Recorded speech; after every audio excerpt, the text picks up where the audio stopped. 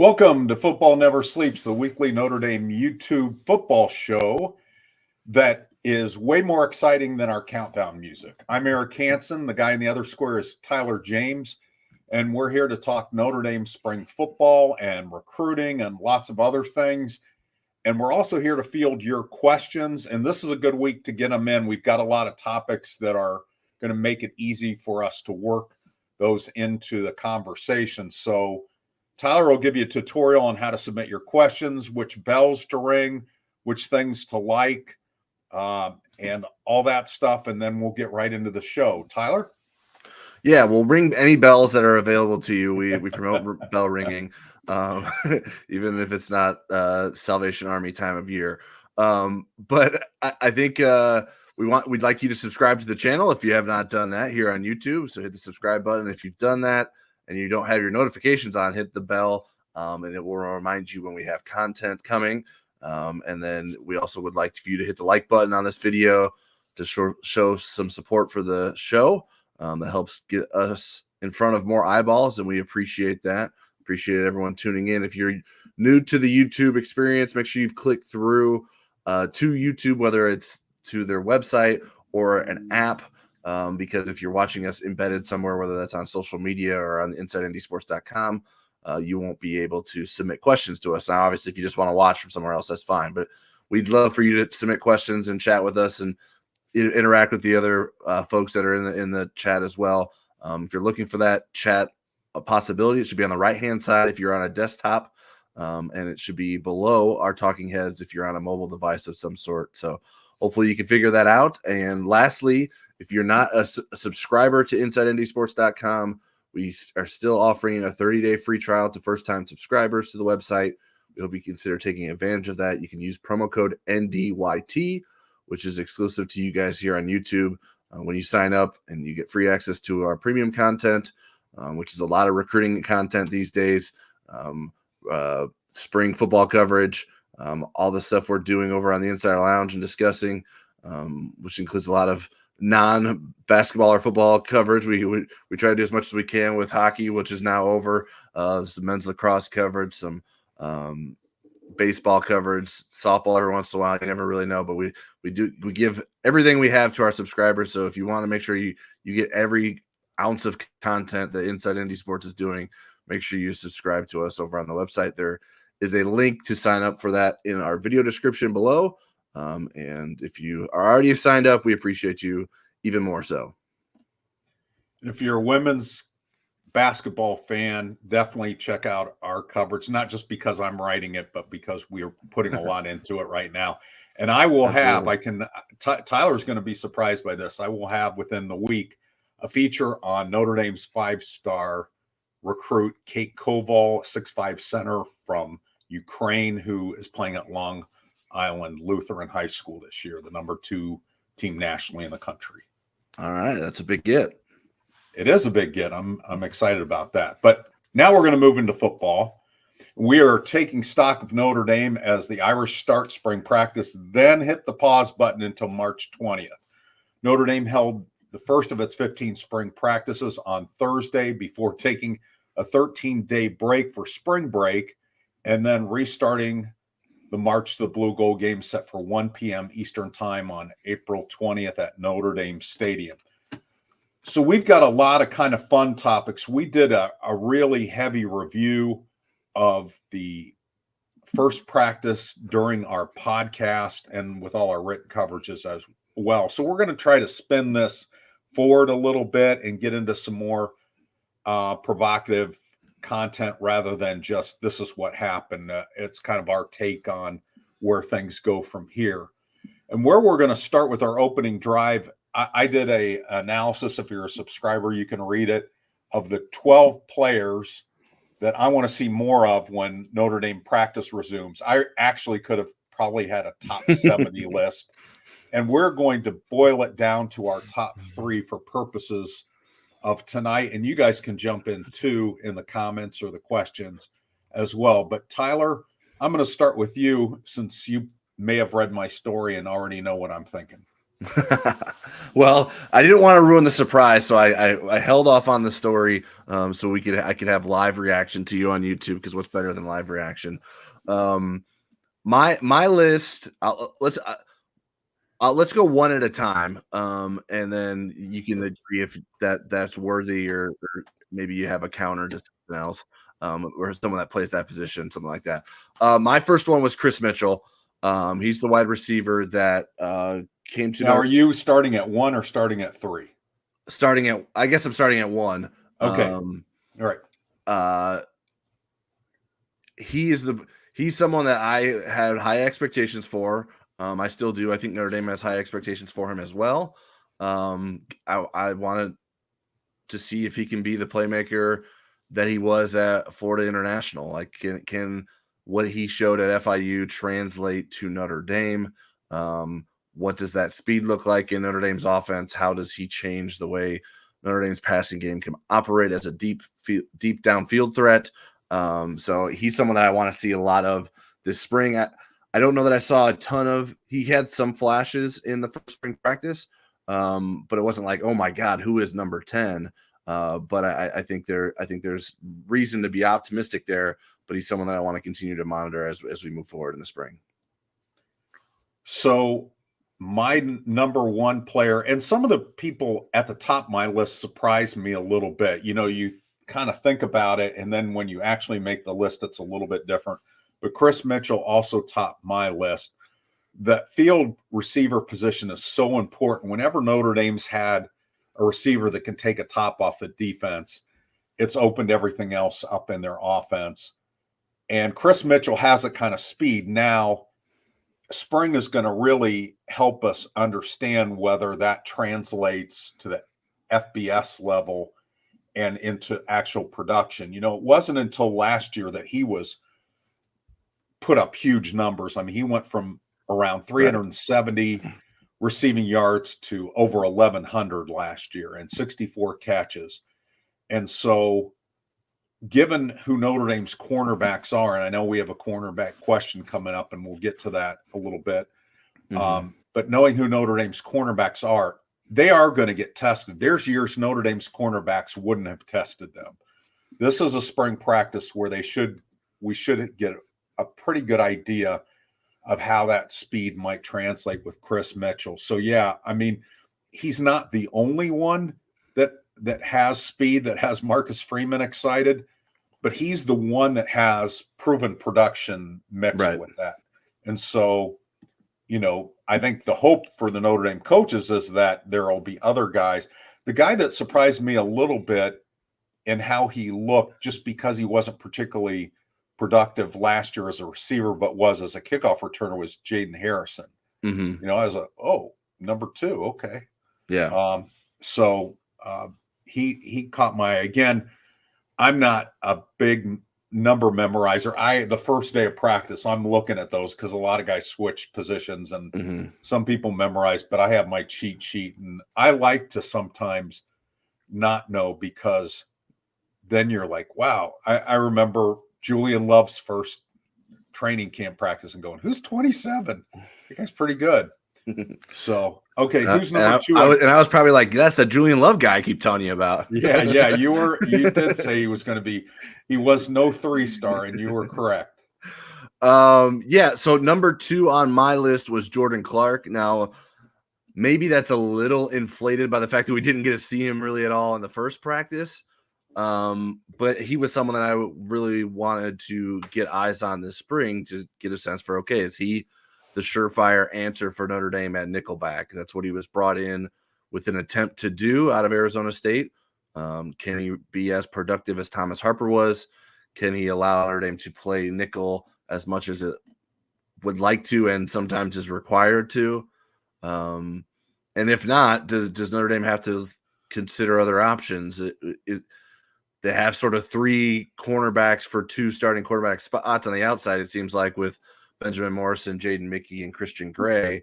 Do they consider moving one of those guys inside if Jordan Clark isn't what they were hoping for at nickelback? But I'm not going to rule Jordan Clark out yet. That's why I want to see more of him. So that's why he's got a blank slate for me. and we'll see what he can do this spring and how valuable he can be to the Notre Dame defense, because I think that position is very important. Jordan Clark made my top 12, but he did not make my top 3. What I'll add to that is I agree with Tyler. Notre Dame had the number 1 pass efficiency defense in the country since 1990. That really is the pass defense stat, not passing yards, that really measures how well you play pass defense. And my question with Jordan Clark is he going to be physical enough? Thomas Harper was a physical corner or physical nickel. And how teams will exploit you playing a lot of nickel a lot of times is they'll run the ball and they'll take advantage of the lack of physicality in your nickel player. At 5'10", 180, I'm really curious to see how that works out. Now, Notre Dame has some other options, and they could certainly move somebody inside.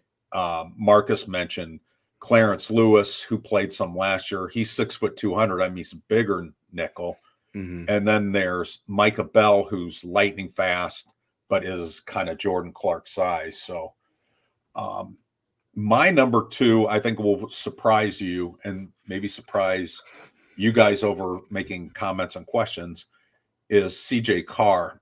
And the reason I put him that high on the list is I think we're taking him a little bit for granted how much talent, pedigree, mental toughness, emotional maturity is in that package. And then I think he's got the right alignment of quarterbacks, coach, and offensive coordinator to bring that out in him.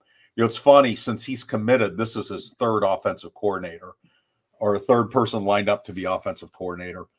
But 4-string quarterback, we'll see what this year brings. But my expectation is he's going to be in the conversation to be the starter in 2025. And we're not going to be talking about a portal alternative as long as there's not surprise departures and, severe injuries. Yeah, I think that's good. And certainly I want to see more of CJ Carr. I think I didn't have him as high on my list just because I don't expect him to impact the season. But yeah, I think he's an intriguing player and certainly a very big piece in what lies ahead for Notre Dame's future. We believe that Riley Leonard will mark the end of Notre Dame's constant hunt for a starting quarterback in the transfer portal with the quarterback recruiting that it's been able to do in recent years. And CJ Carr is a big reason why that there's some confidence there. So what does that look like come the fall, even next spring? Who knows for sure, but I think that CJ Carr, I thought he looked good. And yeah, he was committed to Notre Dame for so long. He wasn't like a guy that was rising up the rankings.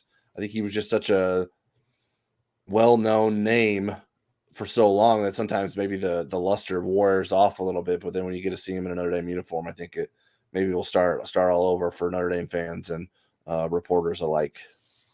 I think when you watch him, if you wandered into the practice and you knew nothing about Notre Dame's team, you wouldn't be positive about which one of those guys was 1, 2, 3, and 4, just watching them throw. The one thing, though, is Riley Leonard looks like everybody's big brother. I mean, he is physically bigger than those other guys. Yeah, for sure. About 217. Okay, who is your number 3? All right. Well, speaking of physically big guys, my number 3 is Tosh Baker, the right tackle. Is he good enough to be Notre Dame's starting right tackle? Can he finally cement himself as a full-time starter at Notre Dame? Will he be challenged by Emil Wagner this spring? Will there be not enough confidence to move forward without bringing someone else in? I think that I don't know who. I think Tosh Baker, which seems weird, someone with so much experience. I think I'm a little less confident in Tosh Baker than Charles Jagusa, even though I don't think Charles is like lit the world on fire in the Sun Bowl. But the fact that he was able to get out there as a freshman, as a starting left tackle in a bowl game, I think is impressive. I think he has a bright future, even if maybe he probably shouldn't be playing left tackle for a program at the caliber of Notre Dame so early in his career. But that's sometimes the way the recruiting cycles work, and some guys turn into guards rather than tackles. But Tosh Baker, he didn't have a great practice from the small glimpses we see. Obviously, they're not in pads. I don't want to overvalue some of the things that Jordan Botelho did against him. But I do think that he's someone I want to see improvement from in the spring. I think it's important for a guy that's been here for so long to show like, hey, this right tackle spot is mine. You guys can fight over all the other spots. And so he has an opportunity to do that. Will he do that? We will see. Yeah. And again, practice one didn't give us a ton of data, a ton of new data, just based on that they weren't in pads yet. But although it was more physical for first practice than I kind of expected it to be, I wrestled with putting my thing together, and I thought, am I going to have like 9 offensive linemen in my top 12? Right. And then I ended up putting just one, and it's kind of a bizarre one, and he's kind of in the middle of that list, and it's Billy Schrouth. And I think some of it is because he gives off Quentin Nelson vibes. Again, there's players that I get stuck on, and sometimes I'm really right about them, like Xavier Watson. I'm glad that I stuck with that. And there's times like Darnell Ewell that I'm way off. But I do feel really good about Billy Schrouth and where he's going. And the whole offensive line is going to be interesting to watch. Now, the number 3 guy on my list is a guy that surprised me. And it kind of couples with your number 3 pick, and it's Jordan Botelho. Okay. Jordan had his best regular season game, maybe of his career, consistently against Stanford, then was the defensive MVP in the Sun Bowl. And then his first practice, again, in a kind of skewed format, he looked pretty good. There's a couple other things I put with that make me intrigued about Jordan. One is that he got invited back because Notre Dame is tight on numbers. And they didn't invite everybody back, including some guys that played a lot for them on both sides of the ball that were graduate students, did not get an invite back. And the fact he took the invitation up and didn't say, I want to start over, I need new scenery, leads me to believe he's willing to put in the work. I mean, he's bigger now. He's in the 260s. And just being at the same position for 2 years in a row, I think is going to help him. So I want to see if my instincts are right about Jordan Botelho maybe turning the corner. All right, cool. Matt D in our comments said he agrees about Billy Schrouth. He said he could be a mauler in the upcoming season. He's also taken the stance that CJ Carr has a ton of talent, which I think many of us would agree for, but appreciate Matt D for chiming in. I have some questions that I thought we could get to, Eric. Okay. Actually, let's start with a couple statements that we can turn into questions. Irish fan to start the show said the money and the Mac are back. Thank God it's Monday. Do you think you're the money or the Mac, Eric? I think he knows because we were talking about it on the last show or on the podcast about the new linebacker names. And I think you were the money and I think I was the Mac. I think that's how it is.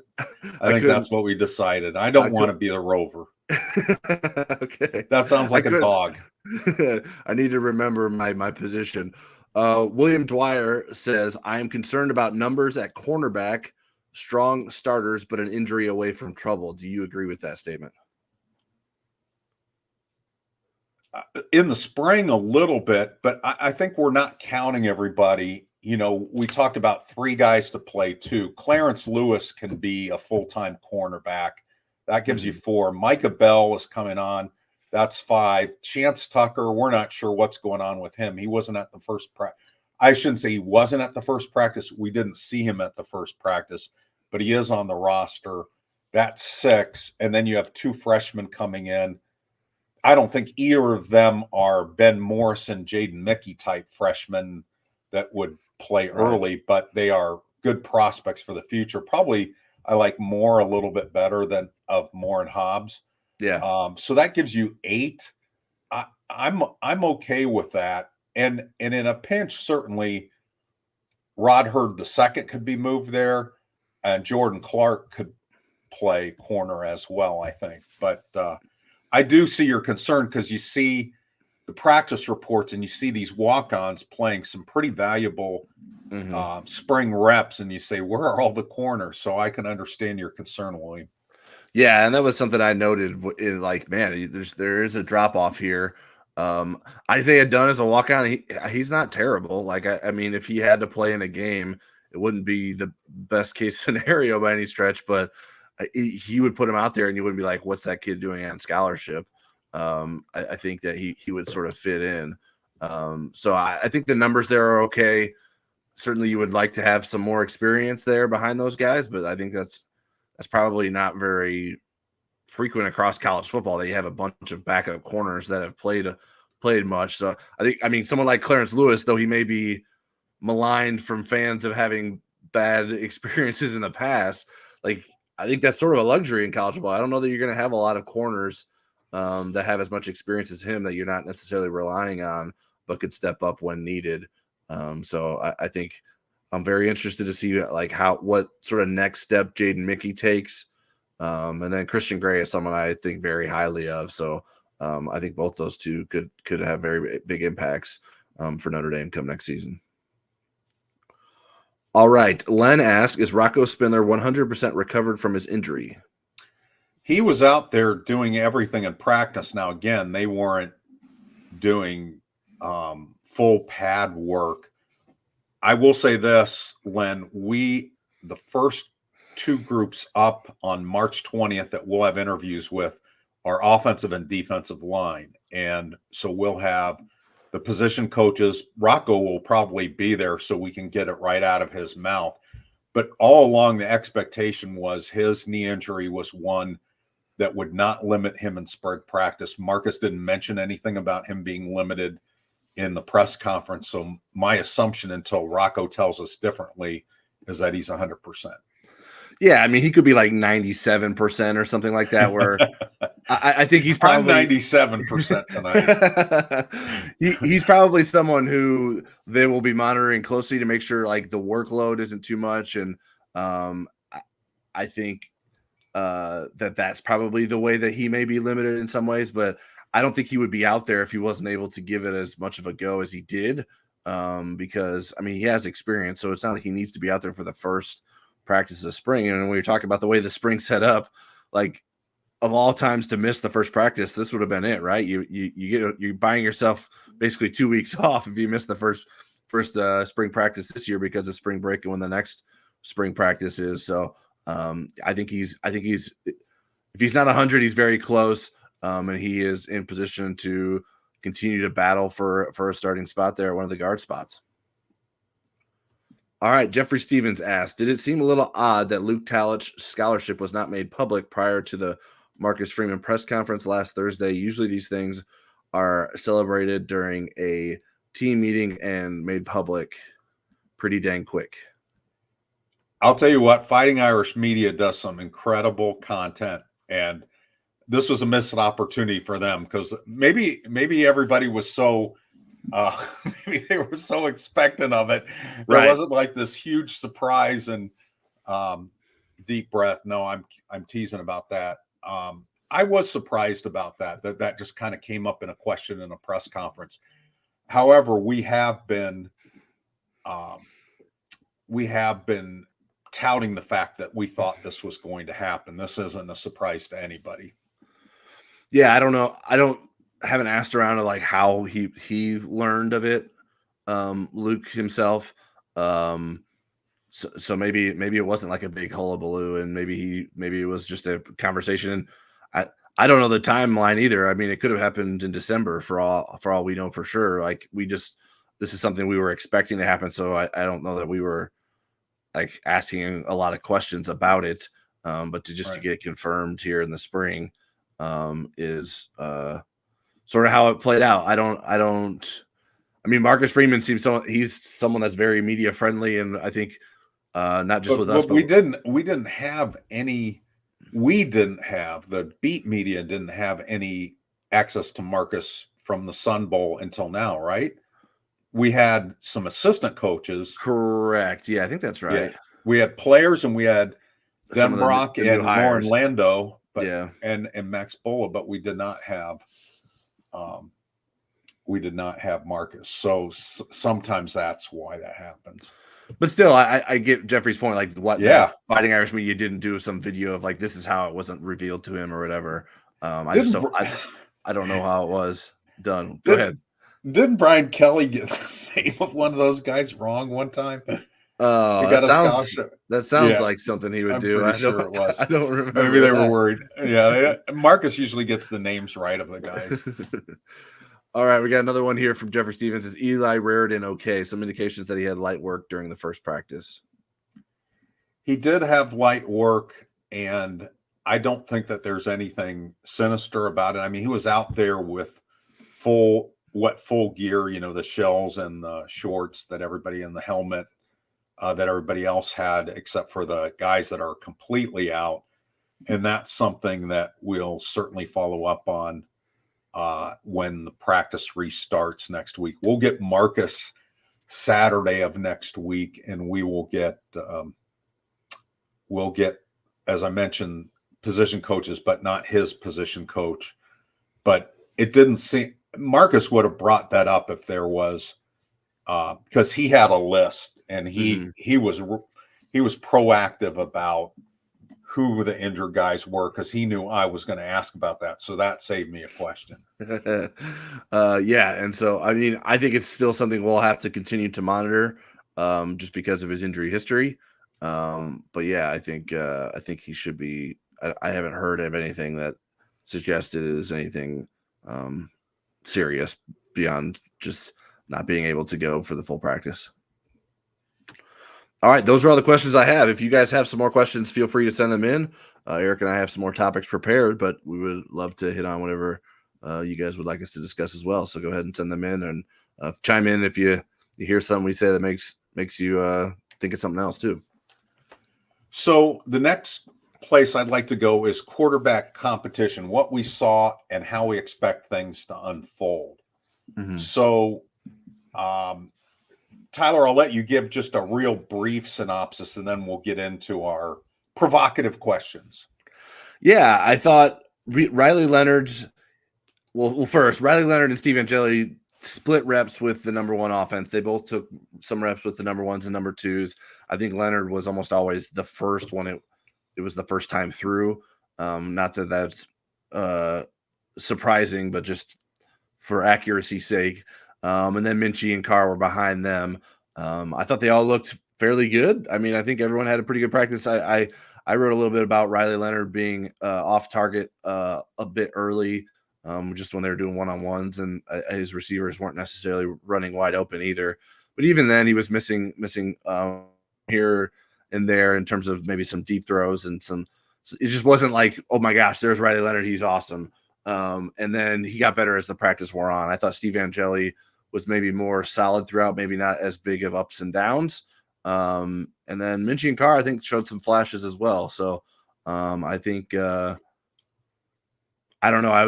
I would need to do some studying of rosters, but it's a pretty good 1 through 4 quarterback depth chart that Notre Dame has. And I don't know that they've had much that looked like it in recent years that I can remember. I mean, CJ Carr's better than Brennan Clark when Brennan Clark was like 1 or 2. Come on. Yeah. I mean, think about some of these depth charts in some of the years. Yeah. Okay. So we're going to have some fun projections. So will the order be Leonard, Angeli, Minchie, Carr after the blue gold game? Yes. I think that'll be that. It doesn't make a ton of sense. I mean, depends how you're looking at it, but to me, it doesn't make a lot of sense to jump Carr over Minchie, because it just gives another reason for Kenny Minchie to be like, well, what am I staying here for? If one spring in, you're moving the freshman ahead of me already. So I think, especially when Notre Dame is potentially in jeopardy of losing Steve Angeli, if he's not going to be the starter, I think that makes even less sense to have CJ Carr jumping Kenny Minchie as well.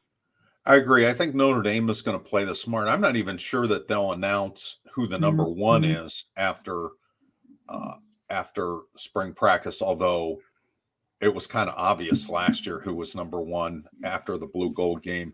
But I do think it'll be that order, and I think Notre Dame's not going to be in an urgent place to define that to either us or to those guys. I think they'll just move into the summer with the status quo. Okay, same order at the start of training camp in August. And what I'm then kind of asking too is, would somebody leave the roster in the second transfer portal window?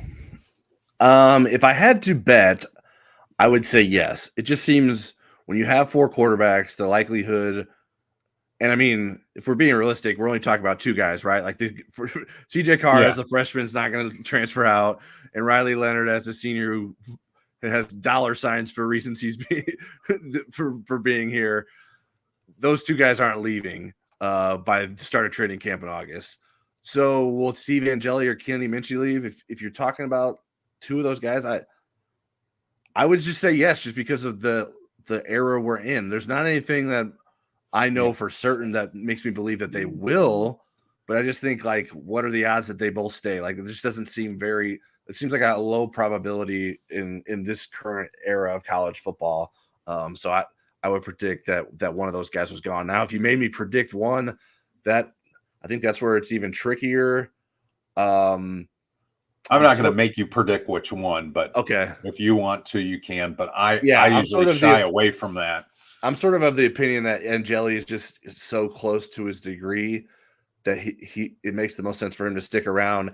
And if something happens to Riley Leonard, he's the next guy in. Where I don't know that Kenny Minchie would necessarily know that for certain. If Angeli leaves, or regardless, Minchie still has a longer way to go. Where I'm torn about predicting somebody leaving the roster is if it were Angeli, well, either Angeli or Minchie, it doesn't put them in a position to be a starter somewhere easily because they missed spring practice with that new team. Mm-hmm. It would have to be a team that probably lost their starter to a torn ACL in spring practice or some long-term injury where a team was desperate for a starting quarterback. And then I could see maybe one of the Notre Dame quarterbacks. Yeah. But if I'm Angeli, if I'm going through spring, if I'm still number 2, because again, those 2 guys behind him are really good and they're going to be pushing. If he's still number 2, I play it out. I try to get as close to my Notre Dame degree as I can. Mm-hmm. And then I can jump in the portal in December of next year. Yeah. So, I guess I agree with that, and I buy that. I think that's logical thinking. I think we both think, I mean, I guess I won't speak for you. I think Tyler Buchner's a pretty bright kid, and he left. Now, maybe that's just the Tommy Reese of it all. That was such a very strange circumstance. But if against my better judgment, Tyler Buchner left. If he had asked me, but he didn't. But that's what I'm saying. If Tyler Buchner, of all people, would leave, why wouldn't why would we rule out that all these other guys wouldn't leave either? I'm not ruling it out. I mean, right. I know you're the era we're in. No. But I think that carrot of being the starter in 2025 hooks them a little bit because they know Riley Leonard's going to be gone, which Hartman was going to be gone too. But I think Steve Angeli saw the value of being around Sam Hartman. I mean, he talks about it all the time. And again, the other 2 are so young in their career. I think all 3 could envision themselves as the starter in 2025. And if, I don't think Deuce Knight is going to be polished enough to come in and challenge them that, for the 2025 quarterback too. So I think they know that there's talent coming. And some of it depends on their relationships with Gino Guidugli and Mike Denbrock too. How do they feel like they're being developed with those 2 guys? So they'll have that spring to make that decision. The portal reopens like the weekend before the blue gold game for 15 days. Okay. Go ahead. Yeah. Chris W points out an injury could make a big difference as well. Like Certainly, if one of Absolutely. these guys get injured, that changes the whole perspective, whether that's in practice or in the season, which we'll get to what we think will happen going into the season. But there's a lot of time for someone to get banged up and really change the trajectory of how this quarterback competition is going. I'll tell you, one of the weirdest transfers was Everett Golson, because it Right. really, from everybody's appearance, he had won the competition, then transferred. He Okay. beat out Malik Zaire. It wasn't announced that he did, but that was. I talked to Brian Kelly privately, and that was his assumption that he had won it, and then he transfers to Florida State, so that was weird. So you just never know. How about during the season? Could you see there be movement in the depth chart during the season or during training camp? Maybe during the season, less so. I mean, I guess during, like, I think if I don't know, I guess that would be the time that I think you could move Carr ahead of Minchie if you felt like that was the best thing for you. Like if it were becoming clear to Notre Dame's coaching staff, that hey, CJ Carr could be our starter next year, it probably would make more sense for him to be taking varsity reps or watching Leonard in practice than taking scout team reps, would be my guess. So maybe that would be, and then obviously that depends on, well, is Steve Angeli here? Do you think Steve Angeli's back next season? Because that obviously would impact what your projections may be for CJ Carr next year. So all these things sort of rely on each other in terms of how you sort of figure out what path this may all go down. But I think that would be the time. There could be a chance that whether in August or during the season that CJ Carr could maybe leave. I don't expect Riley Leonard to lose the starting job unless he gets hurt. And so I think that the top end is pretty secure in my opinion, unless something goes very, very awry and doesn't go as planned. I think the 3 and the 4 distinction is important depending on how Notre Dame plans to do the scout team quarterback, because I think that's a huge disadvantage to a kid if he's only the scout team quarterback, not learning the Notre Dame offense. But then if he's getting like only mental reps in the varsity portion, then is that really helping him? Should they split the scout team duty between 3 and 4? Right, yeah. If you have all 4 of them, then maybe you can split. Like this is Minchie's week, next week's Carr's week, and you go back and forth, and maybe that's better for both of them if all 4 are around. Do you use Teddy Rezek's brother? I can't remember his name. Anthony. Yeah. Or is that not giving you enough of an accurate look unless you're so those are all the things that I think are questions we need to ask and so forth. But I think that, I mean, it is significant sometimes, at least in the Brian Kelly era, that 3-4 differentiation was important. Okay. So last thing on the quarterbacks, thoughts on Drew Pine committing to transfer to Missouri. Do you have any thoughts on that? Or is it a shoulder shrug? I think it's kind of interesting. So Missouri has a starter going into next season, right? Brady Cook had a good season last year and will be their starter going into this year. The biggest thing that happened at Missouri was their backup, Sam Horn, had to have Tommy John surgery. So he's going to be out for at least a year. So I guess essentially Drew Pine's like, I'm a backup this year, and then it puts me at the front of the line to be Missouri starter next year. And even like get a lay of the land and maybe prove to Missouri's coach that he should be the starter going into next year instead of like being in the same pool of transfers, or like, because I think in theory then maybe Missouri would go to the transfer portal next year. But if he's already in there, he could prove that, hey, you guys don't need to go to the portal again. I'm here and I'll ride this out. So interested to see where it goes. I don't know. You would think, like, I don't know, like, I guess if there was so much unlimited transferring, I think I just want to go somewhere and play, right? Like, like even if I went to the MAC, like that's got to help you. I would, unless you're bad and you're not going to play there. But if you're going to be bad in the MAC, you're probably not going to win the starting job at Missouri or whatever. So, in an interesting decision, and one we'll see if pays off for him. I don't think the Arizona State situation certainly worked out as he had hoped with some injuries there. And I saw some of our reporting from Power Mizzou was that that's our Missouri website on the Rivals Network, that there's some hope that he may get a season of eligibility back because of his injuries from last year. I don't know what the odds of that are, but he's going to be like 30, which Notre Dame has a kicker that's 30. But seriously, yeah. I mean, I think he still has to fit it in a 6-year window. He's in that last class that had the COVID thing. But Drew, I mean, I guess there was some guy at Miami that is like 9th year or something crazy, a tight end or something. Okay. Let's move on to offensive line unless we have questions, Tyler. We have an offensive line question, so let's throw it in here before we get into the discussion. Okay. WV Renovation says, why are all the different publications betting against Spindler? Did Coogan really have a better year than him? And by different publications, you mean our competitors? Yeah, I think that's what he means. And us. Yeah. I guess you're just trying to say, like, hey, you guys aren't the only ones that feel this way, so why does everyone feel this way? I don't know that Coogan necessarily had a markedly better year than Spindler. Those guys both struggled. Coogan was the one guy that started every game. Mm-hmm. I think Schrouth was better than both of them, and I thought that last year, but I think I'm going to be right this year. And you were so clairvoyant. You were right a year in advance. Exactly. I mean, they do different things. The Coogan is more assignment correct than Spindler.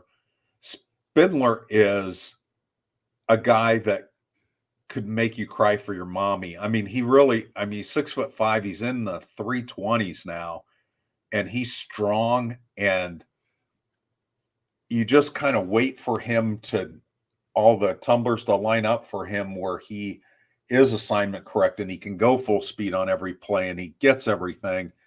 And maybe that kicks in for him this year. I mean, linemen aren't all great as freshmen like Joe Alton and Blake Fisher looked like he was going to be. Joe Alton was, Liam Eichenberg didn't tear it up early in his career. Mike McGlinchey didn't either. I mean, it took those guys a while. Even Quentin Nelson wasn't a starter as a freshman and made some mistakes as a sophomore. But I think why people bet against Spindler is because of that lack of assignment correctness that seems to have plagued him much of his career. Again, maybe this is the year that it kicks in and he makes fools of everybody. Yeah, and I think that was something that limited Billy Strauss' ability to get on the field. So for him to overcome that, but Rocco hadn't, I think is interesting. I think a reason why that's so important is because of the inexperience across the line, right? We're talking about a line that if Pat Coogan is a starter, he's the only returning full-time starter from last year.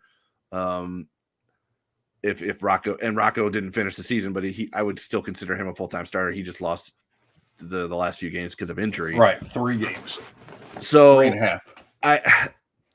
I personally don't think that there was like a huge difference between the two. I thought they were pretty similar. I don't know the answer to, I guess my read of it is like, well,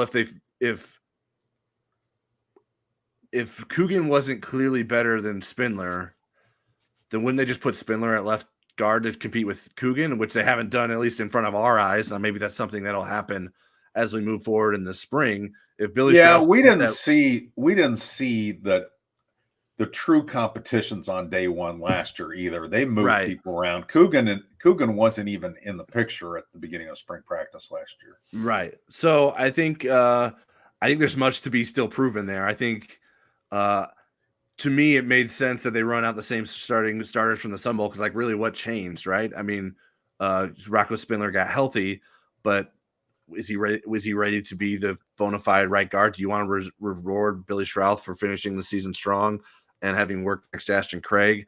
I think if Pat Coogan is the guy that is more assignment sound, doesn't it make sense to have him next to an inexperienced left tackle? And then we're talking about an inexperienced center too. So Maybe that's what ends up playing out there. But I don't know. I can't tell you. I can't speak for why everyone else feels that way. I was more intrigued by Pat Coogan than Rocco Spindler last year, but I don't know that either of them was significantly better than the other. So I don't think there's a clear gap there. So I guess it would be surprising that sort of everyone, if that is what everyone thinks, everyone's sort of on the same page with the Spindler and Coogan debate. So for people that don't remember who the starters were in the Sun Bowl, who lined up as the first team on last Thursday was Tosh Baker at right tackle, Billy Schrouth at right guard, Ashton Craig at center, Pat Coogan at left guard, and then Charles Jagaza at left tackle. And then they filled a complete second team. The third team cheated and had Emil Wagner on both the second and the third team. He switched sides and was the left tackle with the third team. So 2 questions as we kind of spin forward. Is it too early to think that Notre Dame should peruse the transfer portal just to see what's in there in late April, early May? For tackles. Right. My understanding is Notre Dame did that in the previous window. So if they did it in the previous window, I guess you can't say it's too early, right? Like they already did. Yeah. I think you can't base it off the one practice and say, okay, yeah, we definitely need to do that again. But I think that Notre Dame's decision to not take one was probably more based on who was available in the portal versus or could or would come to Notre Dame than like absolute certainty that it has the starting offensive tackles that it needs for next season. So I think that would probably still be the same case going into the May transfer portal window, unless Charles Jagaza and Tosh Baker just really impressed this spring, and you see a really good offensive line. And nobody leaves. And nobody leaves too. Part of me, like, I would sort of like it.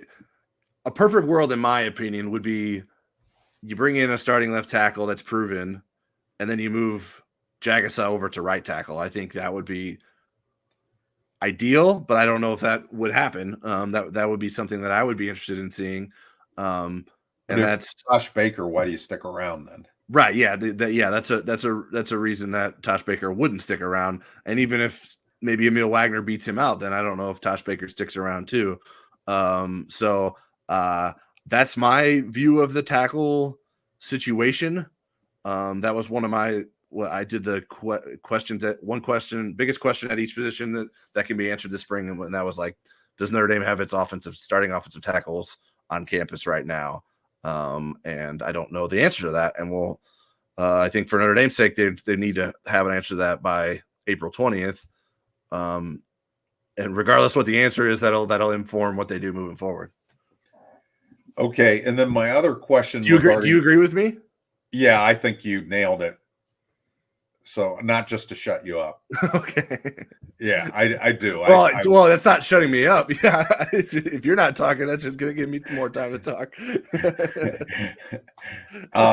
So my other question was though, Garby Lambert, what you know of him, 6'7", 300 pounds at last report. He's probably bigger now.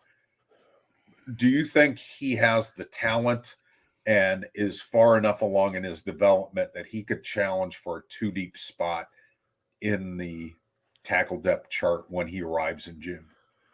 My intuition is no, but that also depends on like what are the two, who's still around by then, right?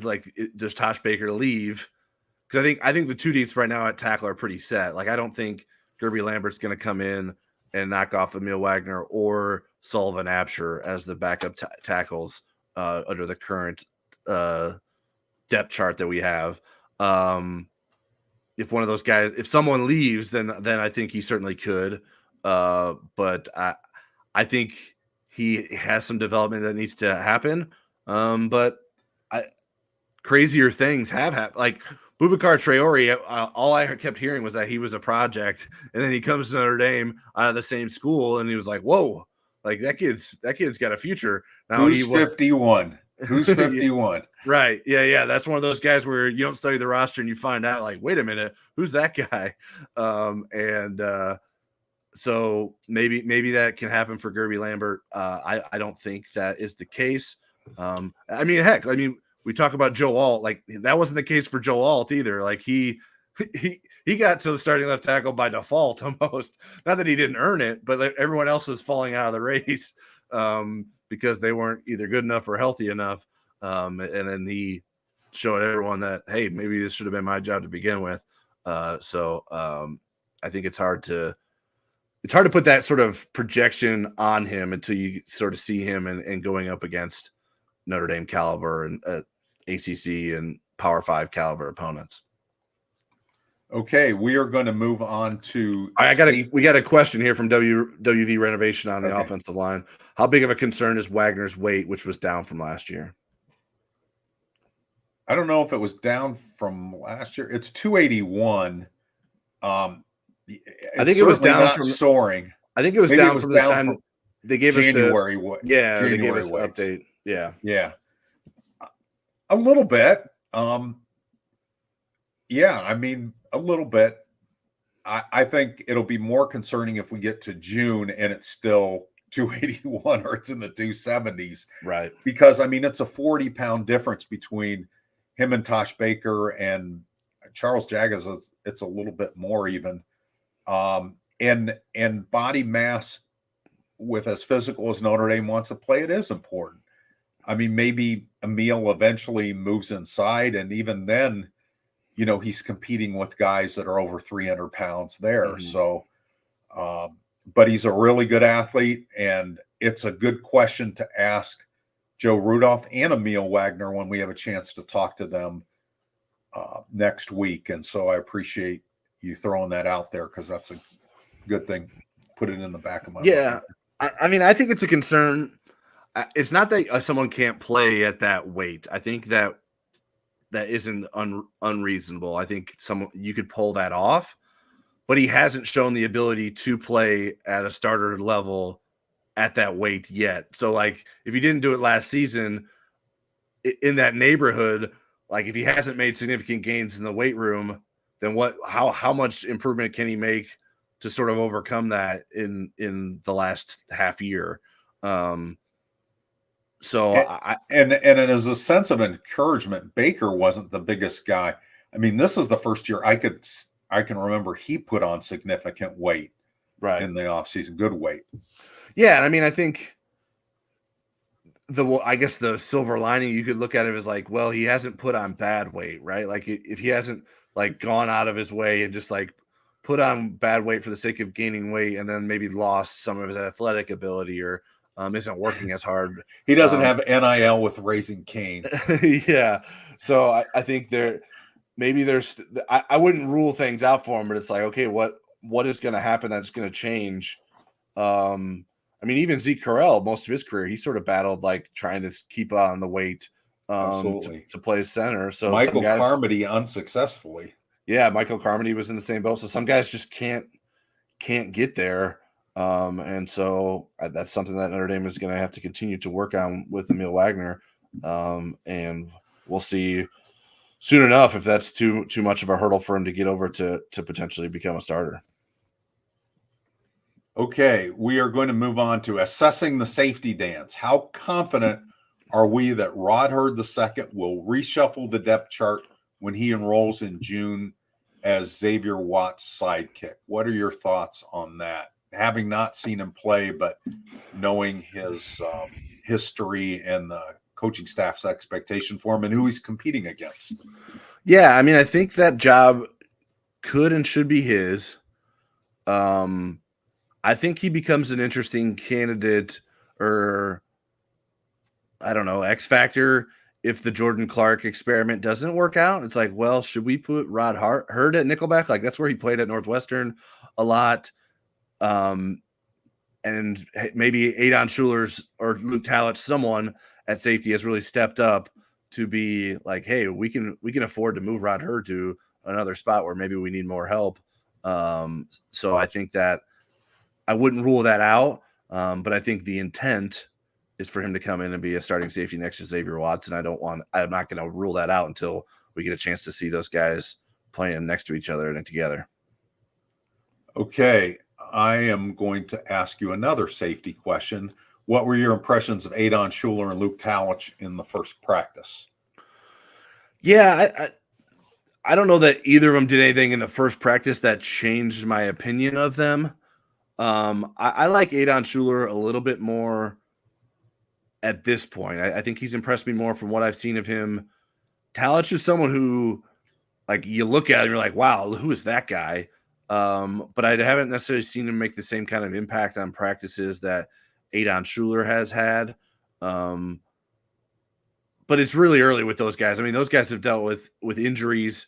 Luke Talich played more last year as a special teamer, but like, how much does that really impact what I think of him as a safety? I don't know that it does. I wonder, with like just the way they lined up to start practices, like Luke Talich was behind Xavier Watts. Is he better suited to play the same spot as Watts than to play alongside Watts? So I would give the nod to Adon Schuler right now. But these are two guys that I'm really intrigued by what becomes of them, not just this season, but moving forward in the future, because they certainly could be starting safeties together, I think. Right. What about you? I think they're also playing to be in the rotation. I think Notre Dame will play 4 safeties, whether it's rotating or it's niche packages or things of that someone's got to be the Ramon Henderson, right? Like, someone's got to be the Ramon Henderson. So Luke Talich has gotten bigger. You know, he was in the 1. He had a 1 at the beginning of his weight last year. He's at 210. Adon Schuler's gone the other way. He was 208 last season. He was more than that last summer coming off his shoulder surgery. He's at 198, so he's a leaner, and I thought he was moving really well. So there are safeties got numbers. They have Kenny Urlacher is on campus already as a freshman. Yeah, Ben Minnick, who a lot of us kind of liked last spring until he got hurt in the spring and missed the end of spring. And then you have 2 freshman safeties that will arrive in June. Of that group, and Devin Ford, who's moved over from running back, who do you like out of, once we get past Adon Schuler and Luke Talich, who do you like out of that group? If there's going to be somebody to emerge to challenge those 2 for a rotation spot, who do you like? I would take Minnick ahead of all those guys. I'm not sure it's Urlacher, even though he's here early to get some playing experience in the practices. I don't really see Devin Ford and I mean, Marcus Freeman sort of spoke about him this way as someone who's challenging for playing time at safety, right? He was like, we moved him there so he could get better, more work to be a better special teams player. Marcus Freeman didn't even try to sell necessarily his upside as a safety to us. But I mean, maybe something happens there. I mean, he's a good athlete. I don't think there's any question about that. And he plays with a lot of tenacity on special teams. And even he did some running and blocking roles on offense last year for Notre Dame. I think Tay Johnson and Tay Brown Benny Powell, the guys coming in the summer as freshmen, are more projects. So I think that all those things sort of led me to Minnick for my answer. Do you have the same answer? I do at this point. Minnick has the speed and he has more experience. Long term, out of that group, I like Bronte Johnson. I think at some point at 6'3", as breathtaking athletic as he is, he's going to figure it out. He just didn't play much safety last year, was the quarterback for his high school team. But once he can certainly help them at wide receiver if they needed in a pinch. But I think as a safety, we'll hear more about him in 2025 and say, wow, who's that guy? Right. He doesn't have a number yet. Okay. Do we want to take questions, jump into recruiting, or continue on with our football stuff? Well, you gave us a jam-packed hour here, Eric. So I think let's just try to fit some recruiting in, and then we'll maybe save some of the other spring practice stuff for next week, because unfortunately we won't have seen another spring practice by the time we get to football never sleeps next week, but we still have plenty of other things that we can talk about. And Eric came up with some good topics, and I think those will hold, but the recruiting stuff might not hold because obviously some of that stuff will happen this week. Well, we're going to start with giving you some tidbits from our heat index. And Tyler, this was Tyler's creation. It always makes me hungry to talk about it. And you say, why? Because it's based on chicken wing sauce.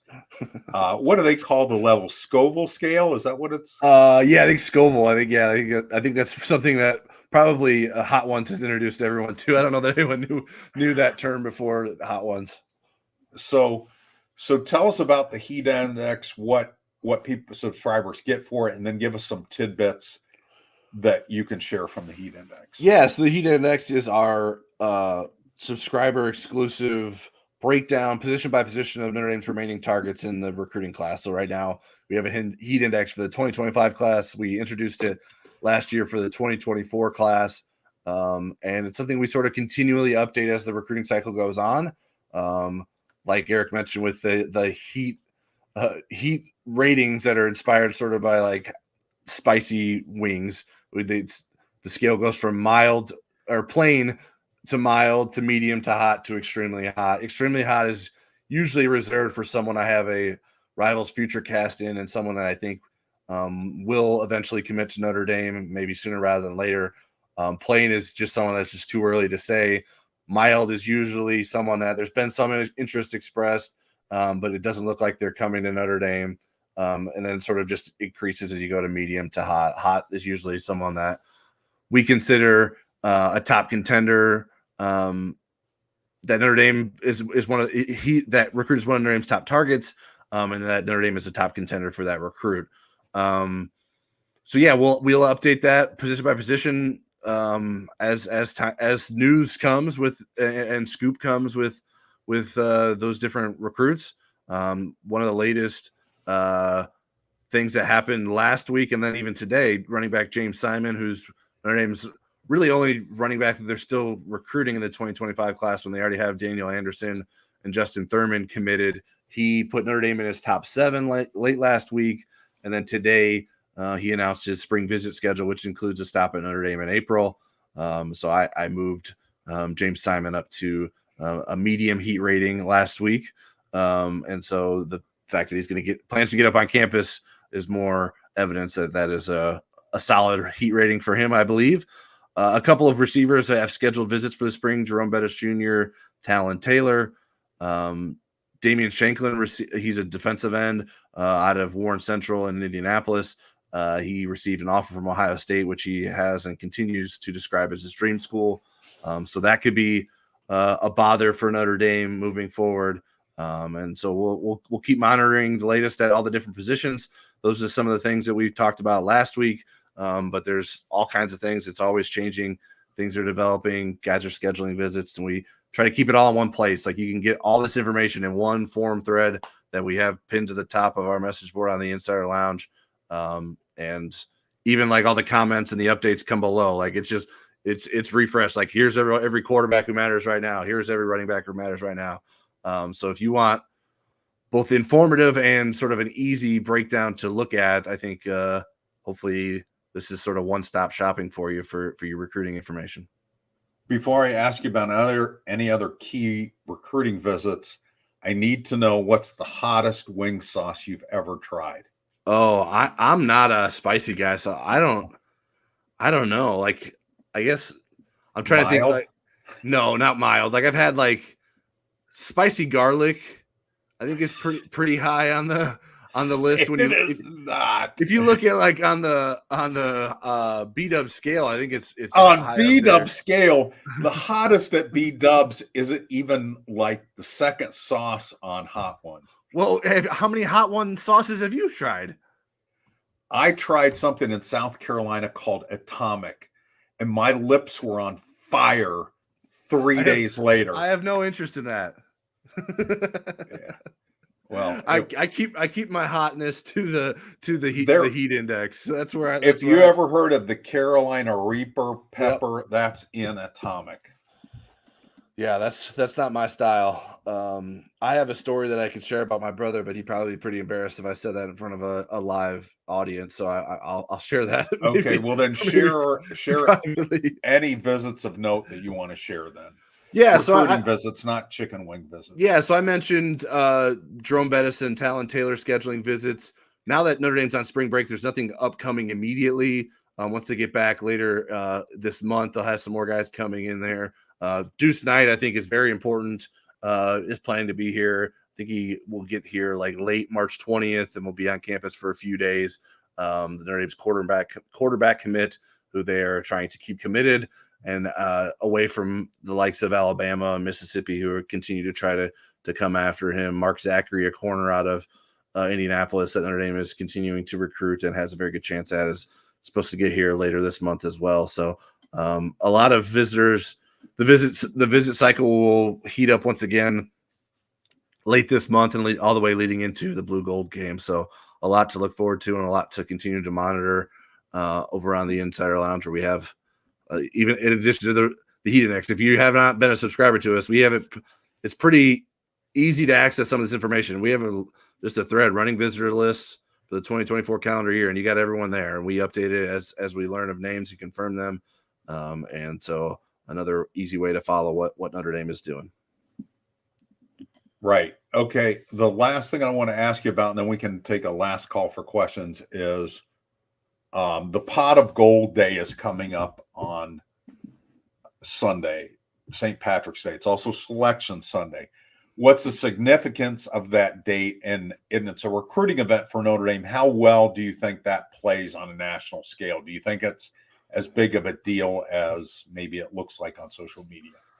I'll start with the last one first. I think it's a pretty big deal. Like it's a way for Notre Dame to sort of carve out like a day on the calendar. Like other than games, like I think it's kind of hard for like one school or one program to sort of be like the talk of college football recruiting for a day. And I don't know that anyone can really compete with Notre Dame's tie to St. Patrick's Day. So that's how Notre Dame has done that. I think it's a smart decision to link those two ideas. Pot of Gold Day is a tradition that predates its current sort of strategy. It used to be just like a giant mailing event where they would send a bunch of mailers and to kids that they were interested in. But now it is used to offer kids that are sort of a class ahead. So this year it'll be 2026 class recruits. Notre Dame will offer kids at every position. And it does matter because I believe the numbers are, I was counting before we started the show, 7 of Notre Dame's 17 verbal commitments in the 2025 class right now were all offered on St. Patrick's Day of last year. So it does, like, obviously that's not the reason those guys committed, but it catches their attention. It's a part of the process. And it's just a way for Notre Dame to stand out. And some of these guys will have, like, they'll already have a pretty good idea that they're going to get an offer. Some guys, it won't be as clear to them until they receive the offer. So I think there may be a misperception that like they're just starting the recruitment of these kids now. No, these are guys that Notre Dame has had conversations with and communication with, but this is sort of marks the beginning. Like, hey, we're really interested in you moving forward, and now you have a scholarship offer. And Notre Dame has kept its offer number a little bit lower than it would have otherwise, just because it wants to make this day a special day and really earmark those guys. And the whole coaching staff will talk to recruits that day. Marcus Freeman will have guys that he talks to, and that'll be coming Sunday. So we'll have plenty of coverage of that over on InsideNDSports.com and the Insider Lounge. We've gone deep into overtime. Do we want to take any more questions, or do I just want to compliment everybody? I think you can just compliment everybody. We had a basketball question, but it's about women's basketball, and we can talk about that next week because they won't have played any games between now and then. So if we want to talk about that a little bit next week, we can. But I think that should do it for the questions so far. Okay. Well, thanks everybody for putting up with us for over an hour. And for tuning in, for hitting the bell and liking us, and not just mentally liking us, but hitting the like button. And don't forget about the free trial that's below our heads for using code NDYT for a 30-day free trial of InsideNDSports.com if you're not subscribed already. If you are subscribed, give that code to your next door neighbor and see how popular you are. Yeah, give him a little bit of an early Easter present. How about that? We don't plan to have an Inside ND Sports podcast this week, so this will be the only way you hear our voice unless you tune into Eric on WSBT radio. But we'll be back next week with Football Never Sleeps again. And thanks for everyone for tuning in, and have a good week.